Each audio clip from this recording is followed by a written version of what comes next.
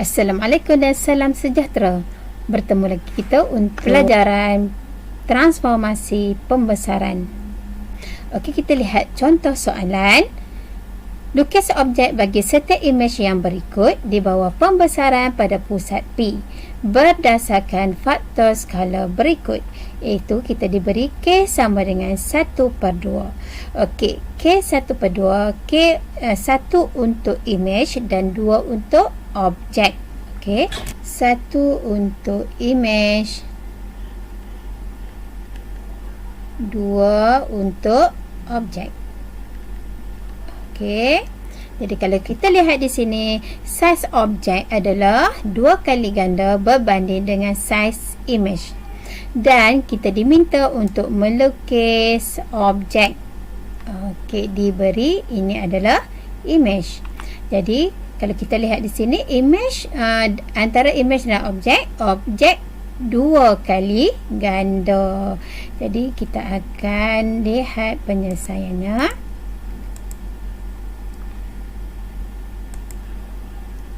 Okey, cikgu menggunakan Clever Maths untuk melukis objek bagi imej ini. Jadi kita lihat bersama. Okey, kalau kita lihat pada objek ini terdapat berapa bucu? 1, 2, 3, 4, 5.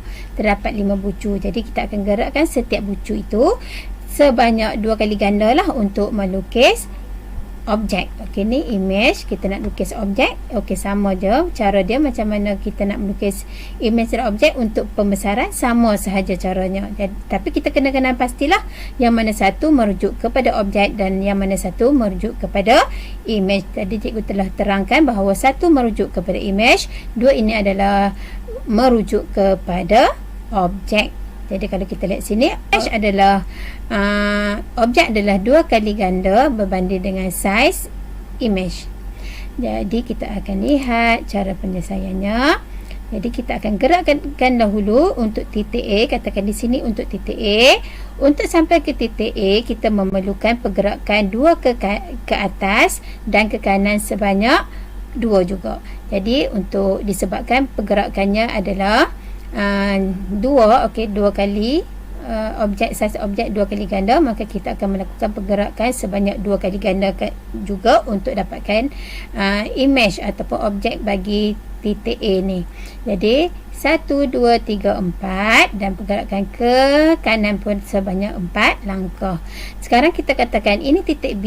Untuk sampai ke titik B daripada titik pusat pembesaran adalah 1, 2, 3 ke atas dan 1, 2, 3, 4 ke kanan. Jadi kita akan lakukan pergerakan sebanyak 2 kali ganda lah. Kalau tadi 3, sekarang 6 dan pergerakan ke kanannya akan berlaku sebanyak 8. Jadi 3, 4, 5, 6, 7, 8 ini adalah titik untuk B prime. Okey. Okey, seterusnya kita akan lakukan pergerakan untuk titik C. Okey, katakan di sini titik C. Okey, sepatutnya tidak ada tanda lah kat sini ya. Tersilap ni. Tidak ada tanda di sini. Jadi kita akan bergerak ke atas sebanyak 2 langkah. Dan seterusnya kita akan bergerak ke kanan 2, 3, 4, 5, 6 langkah. Jadi disebabkan 2 kali ganda, kita akan bergerak ke atas sebanyak berapa langkah? Sebanyak 4 langkah. Okey, silap tu. Okey. Okey, 4 langkah saja. Okey, seterusnya kita akan bergerak ke kanan sebanyak 12 langkah. Okey, berhenti sini. Okey, bergerak ke kanan sebanyak 12 langkah. 1, 2, 3, 4, 5, 6, 7, 8, 9, 10, 11, 12. Okey. Jadi ini adalah titik untuk C prime. Okey, kita letakkan di sini C prime. Okey, sepatutnya di sini tidak ada C prime lah ya. Jadi kita akan sambungkan titik A prime ke B prime dan C prime. Okey, sebenarnya untuk pergerakan untuk titik D, katakan di sini titik D. Okey, D dan E adalah dengan pergerakan yang sama. Jadi katakan di sini D dan E. Okey.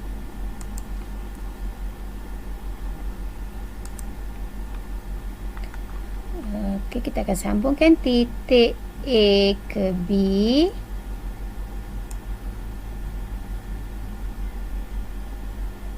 Kemudian sambungkan B ke C. Okey, cikgu tidak tunjuk untuk titik B dan D dan E kerana di sini kita hanya perlu bilang dia punya baris sahaja. Okey, kita akan bilang baris. Okey. Okay, kalau kita lihat di sini, okey, panjang sisi C ke D, okey, panjang C ke D 3. Okey, jadi kita tahu bahawa dia berkadaran objek 2, image 1. Jadi kita akan kita nak lukis objek. Jadi kalau sini 3 bermaksud di sini bersamaan dengan 2 kali ganda, iaitu 3 darab 2 kita akan dapat 6 lah. Jadi kita perlu 6 kotak untuk melukis sisi image yang sepadan dengan CD di sini. Okey, kita melukis objek, tapi biasanya kita untuk yang kita nak lukis ni kita sebut image kan. Jadi sebenarnya kita nak lukis objek. Jadi disebabkan objek 2 kali ganda berbanding dengan image, maka panjang sisi yang sepadan pun 2 kali ganda lah berbanding dengan image tadi. Okey, image tadi 3, jadi 3 darab 2, 6. Jadi kita akan lukis sini 6 kotak lah. 1, 2, 3, 4, 5, 6. Begitu juga untuk titik A ke E, 3 kotak juga kalau kita lihat pada image yang diberi. Jadi panjang untuk objek adalah 6 kotak lah. 3 darab 2 kita akan dapat 6. Jadi kita akan dapat penyelesaian. Kita akan dapatlah melukis objek bagi image yang diberikan. Okey? Okey, mudah sahaja caranya. Jadi apabila kita diberikan faktor skala, yang pertama sekali kita kena ingat faktor skala formulanya adalah panjang sisi yang sepadan bagi image per panjang sisi yang sepadan pada objek, ataupun jarak daripada pusat pembesaran ke image per jarak daripada pusat pembesaran ke objek. Jadi kita kena pastilah mana satu image dan mana satu mewakili untuk objek. Jadi kita dah pun melukis apa dia? Image untuk objek tadi. Dan itu sahaja cara-cara penyelesaian untuk soalan ini. Semoga kita berjumpa lagi.